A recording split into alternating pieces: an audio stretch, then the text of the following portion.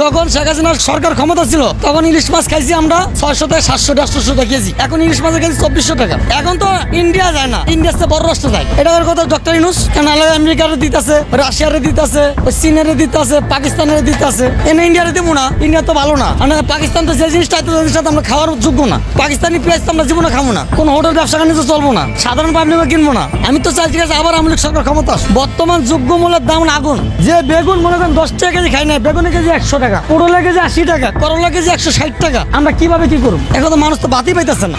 চালের কেজি 95 টাকা, তাহলে কি খাবে? যে মনে করেন শেখ হাসিনা ক্ষমতা থাকতে চাল ছিল 72 টাকা 68 টাকা, এখন হচ্ছে 95 টাকা কেজি চাল। সে দেশে আসছে সমন্বয়ন খেয়েছে, দেশে উন্নয়ন করার জন্য, দেশ ন্যায্য মূল্য খাওয়ানোর জন্য। এখন চালের কেজি 95 টাকা কেন? পেঁয়াজের কেজি 90 টাকা কেজি হলো কেন? সে কি উন্নত দিচ্ছে আমার? যে ইন্ডিয়ার থেকে কোনো জিনিস আনুম না, ইন্ডিয়াতে কোনো জিনিস খামু না, ইন্ডিয়া ভালো না, দেশে আমাকে সবকিছু আছে, দেশেই খাইবো।